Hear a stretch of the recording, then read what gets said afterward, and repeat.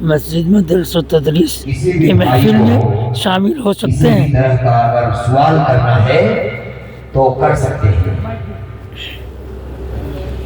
اگر کوئی سوال کرنا چاہتے ہیں کسی بھی مسئلے کے حل کے لیے تو سوال کر سکتے ہیں، سوال کیجیے۔ ایک بھائی نے سوال کیا ہے کہ کیا حیض والی عورت یا ناپاک عورت جنبی مسجد میں درس و تدریس کی محفل میں شامل ہو سکتے؟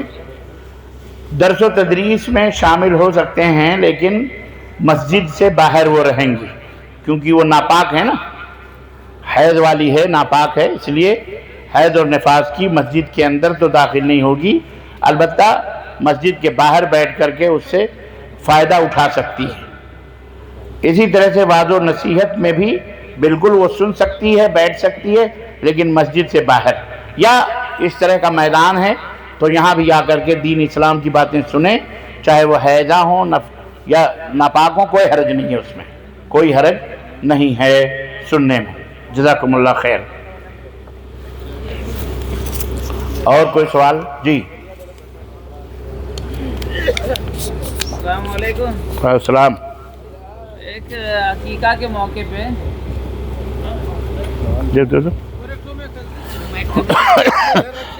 السلام علیکم، وعلیکم السلام۔ اگر بچہ کا عقیقہ ہے تو اس میں کچھ لوگ ایک بکری اور ایک گائے دیتے ہیں، کیا یہ صحیح ہے؟ جنس الگ ہوتی ہے۔ بھائی نے جو سوال کیا ہے، مطلب اگر لڑکی ہے تو ایک جان بکری اور لڑکا ہے تو 2 بکری یا بکرے، یہ اللہ کے نبی کا فرمان ہے، حکم ہے۔ البتہ اگر کسی کے پاس میسر نہیں ہے تو ایک بھی کافی ہے، لیکن بھائی نے جو سوال کیا ہے کہ ایک بکری اور ایک گائے دونوں، انشاءاللہ کوئی حرج نہیں ہے انشاءاللہ، لیکن وہ 7 حصے نہیں لگیں گے۔ جنس الگ ہے نشے کا، ہاں جنس الگ ہے۔ ہاں کوئی حرج نہیں انشاءاللہ خیر۔ ویسے افضل وہی ہے کہ 2 بکرے ہوں یا 2 بکریاں ہوں، 2 بھیڑے ہوں، لیکن اب ایک بکری ہے ایک گائے ہے تو کوئی حرج نہیں انشاءاللہ خیر۔ کیا وتر کی نماز میں ہاتھ اٹھا کر دعا مانگنا نبی سے ثابت ہے؟ حضرت عمر بن خطاب رضی اللہ تعالیٰ عنہ کان یرفع یدیہ عند قنوت الوتر، قنوت وتر میں آپ دونوں ہاتھوں کو اٹھاتے تھے، تو یہ صحابی کا اثر ہے اور بے شک یہ جائز ہے، دونوں ہاتھوں کو اٹھانا چاہیے۔ جی وعلیکم السلام ورحمۃ اللہ وبرکاتہ۔ بھائی نے سوال کیا ہے عذاب اور آزمائش میں کیا فرق ہے؟ بہت پیارا سوال ہے۔ بہت سارے لوگ شراب پیتے ہیں، جوتے پڑتے ہیں تو کہتے ہیں آزمائش چل رہی ہے۔ بیٹا آزمائش اس کو نہیں کہتے ہیں، اس کو عذاب الہی کہتے ہیں، یعنی گناہوں پر جو پکڑ ہو اس کو عذاب کہتے ہیں، اور نیکیوں کے اوپر نیکی کرنے کے بعد، اچھائی کرنے کے بعد اور نیک رہنے کے باوجود اگر کوئی مصیبت آتی ہے تو اس مومن کے لیے آزمائش ہوتی ہے، ابتلا ہوتی ہے، ٹھیک ہے؟ لیکن گناہگار کے اوپر جو عذاب، جو مصیبت آتی ہے اس کو عذاب کہا جاتا ہے، اس کو کیا کہا جاتا ہے؟ عذاب۔ تو یہ فرق ہے دونوں پر، سمجھ میں آگئی بات؟ جزاک اللہ خیر۔ اور کوئی سوال؟ وعلیکم السلام ورحمۃ اللہ۔ جی اذان ہوتی ہے تو اذان کا جواب دینا یہ اللہ کے نبی صلی اللہ علیہ وسلم کا حکم ہے، جواب دو، سنت ہے۔ درس و تدریس، خطابات وغیرہ بھی چاہیے کہ فوری طور پر اس کو پسپون کر دیں، یعنی روک دیں اس کے احترام میں، بالکل اچھی بات ہے اور اچھا سوال ہے، روک دینا چاہیے۔ جی اور کوئی سوال؟ وعلیکم السلام ورحمۃ اللہ وبرکاتہ۔ ایک سوال ہے جیسے کہ بہت سارے ابھی رمضان کے موقع پر راشن بٹتے ہیں گاؤں میں آ کے، وہ کیرلا فنڈ ہوتا ہے یا پھر سعودی فنڈ ہوتا ہے، تو بہت سارے آدمی ایسے ہیں جو اچھے کماتے ہیں، کھاتے ہیں، پیسے والے بھی، تو کیا وہ سب آدمی وہ راشن لے سکتے ہیں؟ بھائی نے سوال کیا کہ رمضان کا مہینہ آتے ہی بہت سارے اللہ نے جنہیں نوازا ہے، کچھ فنڈ ہوتے ہیں، کمپنیاں ہیں، کچھ باہر کی کچھ اندر کی، تو وہ لوگ غلے تقسیم کرتے ہیں کھانے پینے کی چیزیں، تو اس میں کچھ لوگ ایسے ہیں جو وہ مستحق نہیں ہیں، تو کیا ان کے لیے جو غیر مستحق ہیں، جو مستحق ہیں، کیا ان کے لیے وہ لینا جائز ہے؟ تو ان کے لیے وہ لینا جائز نہیں ہے۔ البتہ انہیں چاہیے کہ وہ کہہ دیں میں مستحق تو نہیں ہوں، البتہ یہ ہے کہ اگر آپ مجھے دے رہے ہیں تو اس کو چاہیے اگر مل رہا ہے تو کسی ایسے شخص تک پہنچا دے جس کو وہ جانتا ہو کہ وہ مستحق ہے، تو بہتر ہے کہ وہ لے لے اور اس تک پہنچائے۔ جو مستحق ہے اپنا یوز نہ کرے، ٹھیک ہے؟ انشاءاللہ۔ السلام علیکم۔ جیسے کہ ابھی کے زمانے میں اکثر نوجوان یوٹیوب کے ذریعے کئی ایسے جو خطیب ہیں جو پراپر عالم نہیں ہیں ان کا سنتے ہیں اور کہتے ہیں اچھی باتیں ہیں، ایسے لوگوں کو سننا کیسا ہے؟ جو عالم نہیں ہے اور دینی معاملات میں فتویٰ وغیرہ دیتے ہیں تو اولاً سوال بڑا اچھا ہے۔ جو عالم نہیں ہیں، جو شرعی علوم سے ناواقف ہیں، ان کو چاہیے کہ وہ فتویٰ وغیرہ سے دور رہیں، انہیں نہیں دینا چاہیے، نمبر 1۔ نمبر 2، کچھ لوگ اس میں درس و تدریس میں آ جاتے ہیں، مطلب درس وغیرہ، سوالات کے جوابات وغیرہ، تو درس وغیرہ جو حدیث کے ہیں اگر ان کو اتنا علم ہے تو اس حساب سے وہ حدیث قرآن بتا دیں، لیکن وہ مکمل طریقے سے وہ ادارہ قائم کر کے وہاں فتوے بازیاں کریں اور لوگوں کو مسئلے مسائل بتاتے پھریں، تو یہ تمام سب چیزیں ان کے لیے درست نہیں ہیں۔ یہ بہت بڑی جرت ہے، جس کا جو کام ہے اس کے حوالے کرنا چاہیے، کیونکہ فتویٰ دینا یہ اللہ کی اور اس کے رسول کی طرف سے ترجمانی کرنا ہے۔ مبادا اگر اس سے کوئی غلطی ہو گئی تو اس کی سزا وہ بھگتے گا۔ لیکن کچھ ایسے لوگ ہیں جو شہرت یا دولت دونوں چیزیں ہیں کہ حرص میں اور لالچ میں یوٹیوبر بنے ہوئے ہیں اور باقاعدہ لاکھوں روپے کماتے ہیں اسے بیچ کر کے پیسوں کے، تو ان کا انجام وہی ہوگا جو پیسے والے جو حرام طریقے سے اللہ اس کے رسول کے دین کو بیچ کر کے کھاتے ہیں۔ اللہ تعالیٰ انہیں ہدایت عطا فرمائے، اور لوگوں کو چاہیے کہ ایسے لوگوں سے دوریاں رکھیں، علماء سے ملے جو اتھینٹک علماء ہیں، جو کیا کہتے ہیں برانڈڈ علماء ہیں، جو تعلیم یافتہ ہیں، الحمدللہ قرآن و سنت کو سمجھتے ہیں، پڑھتے ہیں۔ کچھ لوگ تو ایسے بھی ہیں نہ قرآن صحیح پڑھ پاتے ہیں اور نہ حدیث صحیح پڑھ پاتے ہیں، اور مفتی بنے بھارت کے اندر بیٹھے ہوئے ہیں اور لاکھوں روپے سنا ہم نے کماتے بھی ہیں۔ تو ایسے لوگ بدماش ہیں، ایسے لوگوں سے دور رہنا چاہیے۔ جی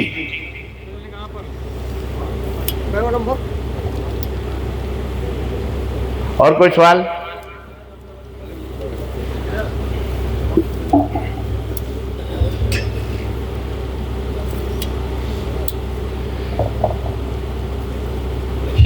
کے بعد کافی دعائیں ہیں، مثال کے طور پر جو عام طور پر قنوت وغیرہ کیا پڑھ سکتے ہیں؟ بھائی نے سوال کیا دعائے قنوت جو نبی صلی اللہ علیہ وسلم ثابت ہے وہ، اور کچھ اضافی دعائیں ہیں، مختصر اگر اضافی دعائیں ہیں تو اس میں آپ ملا لیں تو کوئی حرج نہیں ہے کہ دعا ہے، لیکن اکتفا نبی کے انہی دعاؤں پر جو اللہ کے نبی صلی اللہ علیہ وسلم نے ہم کو بتائے ہیں، اگر انہی پر اکتفا کیا جائے تو اتنی کامل اور اتنی شامل اور اتنی جامع دعائیں ہیں کہ آپ اس سے زیادہ کیا مانگیں گے، تو اتنا کافی ہے انشاءاللہ اگر آپ خلوص دل سے مانگیں تو۔ اس کے لیے بہت سارے لوگ 20 منٹ آدھا گھنٹے صرف بتی گل کر کے روتے ہیں، چلاتے ہیں، یہ تمام سب چیزیں غلط ہیں، نہیں کرنا چاہیے۔ شیخ اصل میں ایک کسی شخص ایسا کوئی خاندان ہے، کوئی ایسا شوہر یا بیوی ہے جو اولاد سے بالکل ناشنا ہے، اور ایسے میں کسی ایسے اولاد کو حاصل کر کے جو کہیں مطلب بیکا ہو یا اسے کہیں لوگ نے ہٹا دیا ہو اپنے سماج سے، اگر وہ اڈاپٹ کرتے ہیں تو کیا وہ جو بچی یا بچہ جوان ہو جائے اس کو انفارم کرنا ضروری ہے؟ کیا ہاں بالکل، اڈاپٹ کیے ہوئے جو بچے ہیں ان کو کیا کہتے ہیں انفارم کرنا ضروری ہے، کیونکہ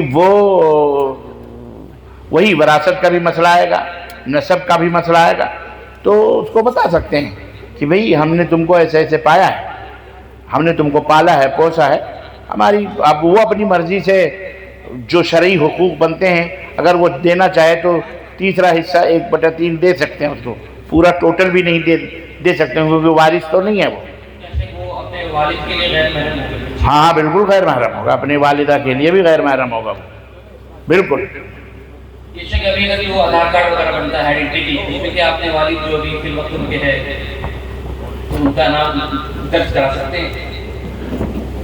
ان کا نام درج نہیں کرا سکتے, البتہ یہ ہے کہ عبداللہ عبد الرحمن کروا سکتے ہیں ایسے ہی عام. جی وعلیکم السلام. آرگن ڈونیشن کیسے ہے؟ آرگن ڈونیشن جو کرتے ہیں, جسم کسی کا حصہ جو انتقال کے بعد ڈونیشن کر دیتے ہیں, آپ ہو گیا یہ ہو گیا, وہ کیسا ہے اسلام کسی ذات میں؟ میں سمجھ رہا ہوں مجھے شک ہے کسی مسئلے میں, اس لیے میں اس کا جواب نہیں دے سکتا. جزاک اللہ خیر. السلام علیکم. شیخ 2 رکعت نماز میں تورک ہے کہ نہیں؟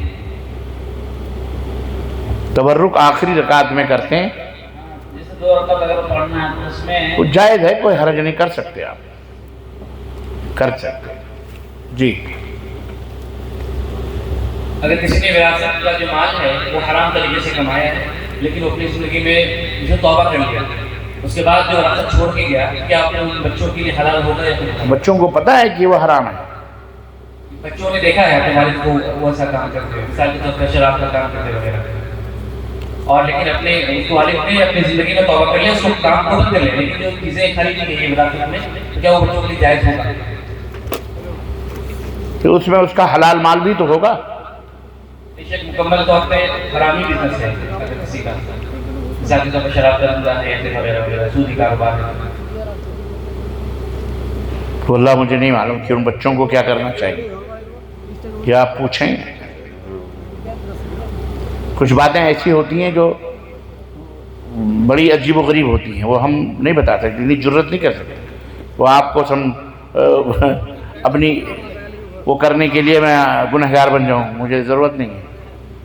اس سے بہتر ہے مجھے نہیں معلوم. اور کوئی سوال؟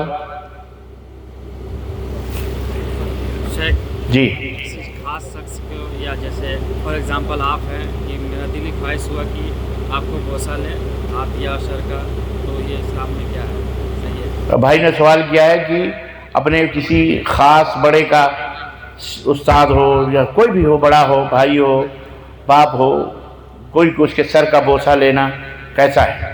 تو بالکل جائز ہے یہ, اور سنت سے ثابت ہے نا. بلکہ آپ کو, ہم کو, سب کو اللہ نے ماں باپ دیے ہیں تو ان کی پیشانیوں کا بوسہ ہمیشہ لینا چاہیے. باپ کے گلے ملنا چاہیے, باپ سے مل کے اس کے سینے سے چمٹنا چاہیے, کیونکہ ہر باپ کو اولاد کی خوشبو محسوس ہوتی ہے, اور جب آپ باپ کے گلے سے ملتے ہیں تو باپ کو بڑا سکون ملتا ہے. ہمارے بہت سارے بچے باپ سے دور رہتے ہیں اور باپ کو مطلب حق نہیں کرتے ڈر کی وجہ سے, یا ماں نے ڈرایا ہوا ہوتا ہے. ماں بھی بہت بدماش ہوتی ہے, بعض مائیں بہت بدماش ہوتی ہیں, نالائق, وہ ڈراتی ہیں, آنے دے تیرے باپ کو کٹواتی ہوں, پٹواتی ہوں, مرواتی ہوں, اور اپنا بعد میں پیار کرتی ہے اسی بچے سے. یہ ظاہر کرتی میں تیری بڑی محبت کرنے والا, باپ نفرت کرنے والا. اللہ تعالیٰ قیامت کے دن ایسی ماؤں کو بھی سزا دے گا جو اولاد کو باپ سے متنفر کرتی ہے. تو پیشانی کا بوسہ بڑا بھائی ہو, بہن ہو, اسی طرح بیٹی ہو, اسی طرح سے داماد ہو, جو بھی ہو, اپنے بڑوں کا پیار سے لینے میں کوئی حرج نہیں, بلکہ لینا چاہیے. جزاک اللہ خیر. جی جی قبر پہ جا کے قبر والے کے لیے دعا کر سکتے ہیں؟ بھائی نے سوال کیا ہے کہ قبر پہ جا کے قبر والے کے لیے دعا کر سکتے ہیں. بے شک اسی گئے ہیں تو سب کے لیے دعا کریں, قبر والے کے لیے بھی دعا کریں اور عام طور پہ سب کے لیے بھی دعا کریں, سمجھ لیں. اور ویسے بھی آپ قبر پہ نہ بھی جائیں تو بھی آپ اپنے نمازوں میں ان کے لیے دعا کریں. ویسے تو جانا چاہیے, اللہ کے نبی نے فرمایا قبرستان کی زیارت کرو, اس لیے کہ وہ تمہیں موت یاد دلاتی ہے, تو اس لیے وہاں جانا چاہیے. بارک اللہ فیک, وصلی اللہ علی نبینا محمد وعلی آلہ وصحبہ اجمعین. والسلام علیکم ورحمۃ اللہ وبرکاتہ.